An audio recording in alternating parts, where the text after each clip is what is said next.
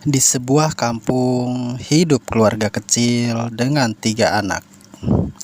Dengan anak-anaknya masih kecil, panggil saja Pak Bakir. Pak Bakir kesulitan ekonomi setelah di PHK di tempatnya bekerja. Pak Bakir akhirnya membuka usaha soto di pinggir jalan di depan rumahnya. Baru saja seminggu Pak Bakir sudah berjualan, namun pelanggannya sangat banyak dan rame. Suasana sangat riuh di warung Pak Bakir. Ada yang makan di tempat, ada juga yang dibungkus untuk dibawa pulang ke rumah. Berjalan 1 tahun, pelanggan datang dari berbagai daerah. Sotonya sangat terkenal. Di suatu malam, tiba-tiba ada orang yang mengendap-endap dan menaruh sesuatu di bawah gerobak dan terpergok oleh istri Pak Bakir. Sejak kejadian itu, warung soto Pak Bakir mendadak sepi pembeli. Berhari-hari Pak Bakir jualan semakin sepi jualannya karena terus merugi. Akhirnya Pak Bakir nutup usahanya. Di saat Pak Bakir lagi duduk di depan rumah sedang merenungkan nasibnya, Pak Bakir kedatangan sahabat lamanya. Di sana Pak Bakir dan sahabatnya bertukar pikiran dan bicara panjang lebar. Dan sahabat Pak Bakir bicara kalau usahanya ada yang menutupi. Dan panggil saja sahabat Pak Bakir bernama Mamat. Pak Mamat menyuruh Pak Bakir datang ke rumahnya untuk menyelesaikan masalah usahanya. Esok harinya, Pak Bakir langsung ke rumah Pak Mamat. Pak Mamat menyarankan untuk kembali berjualan soto, tapi dengan syarat pakai pesugihan. Dan Pak Mamat memberikan botol berisi jin pelaris.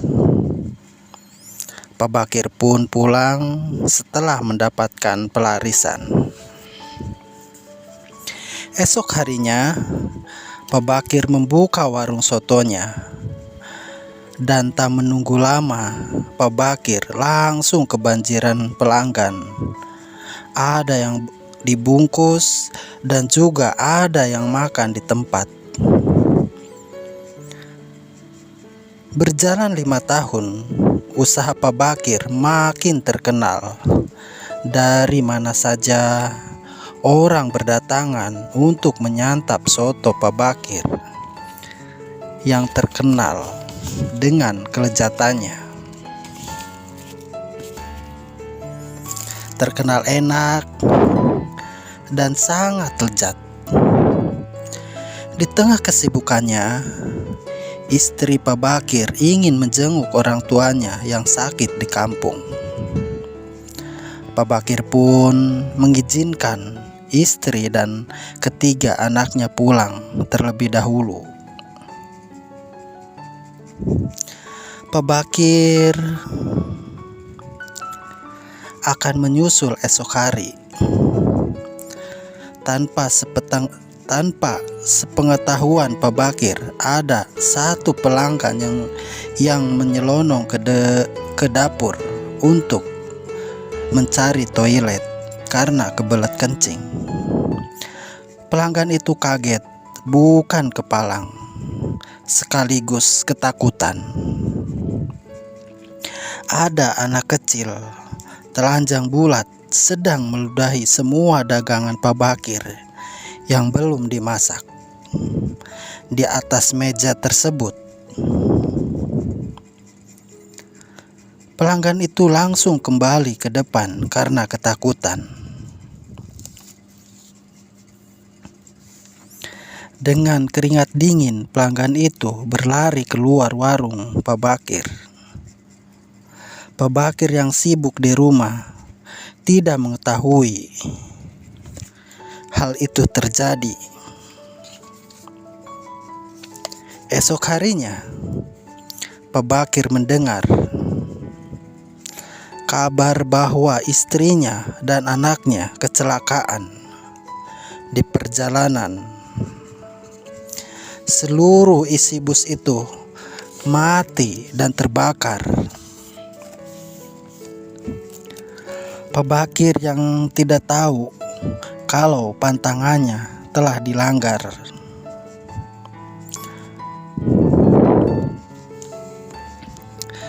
Jadi sebenarnya ruangan itu tidak boleh dimasukin oleh siapapun.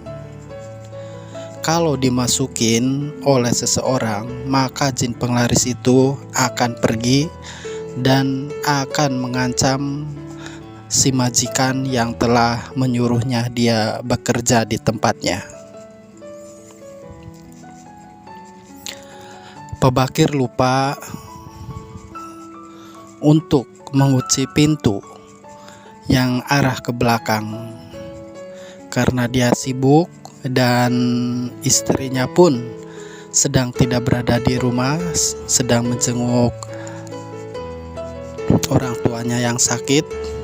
Akhirnya semua itu Pak Bakir lupa untuk menutup atau mengunci pintu yang masuk ke dapur warungnya. Dapur itu dirahasiakan karena berisi jin penglaris. Kembali kita ke cerita. Setelah pelanggan mengetahui hal itu,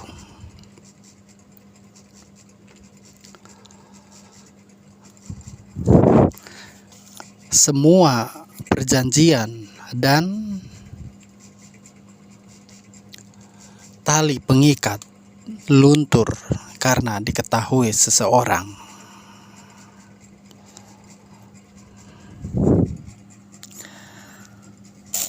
Dan akhirnya warung Pak Bakir kembali sepi. Pak Bakir yang tidak tahu kalau pantangannya telah dilanggar. Pak Bakir shock dan tidak sengaja menjatuhkan minyak di penggorengan. Dan alhasil, penggorengan itu yang berisi minyak panas tumpah bersama kompornya hingga menyebabkan kebakaran yang sangat hebat. Warung itu pun dilalap oleh si jago merah beserta tuannya.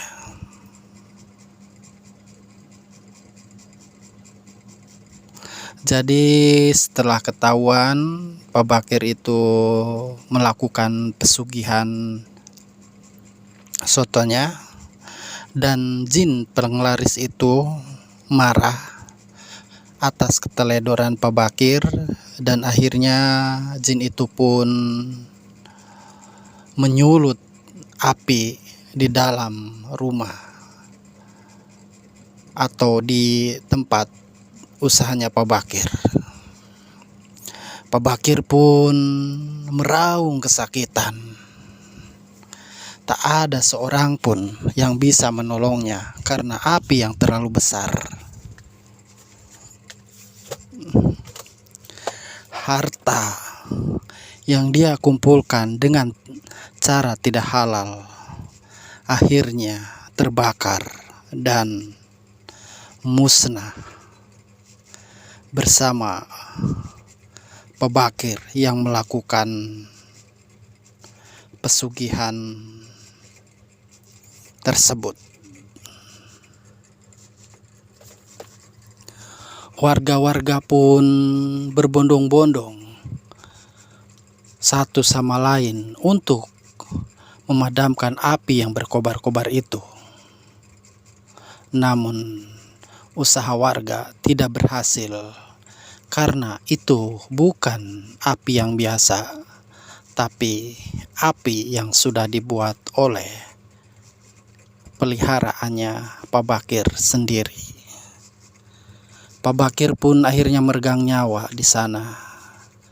Keluarga tercinta pun mati, dijadikan tumbal oleh Pak Bakir sendiri. Akhirnya Pak Bakir pun menjadi orang yang musyrik dan kematiannya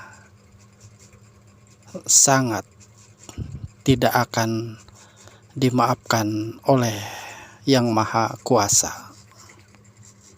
Selesai.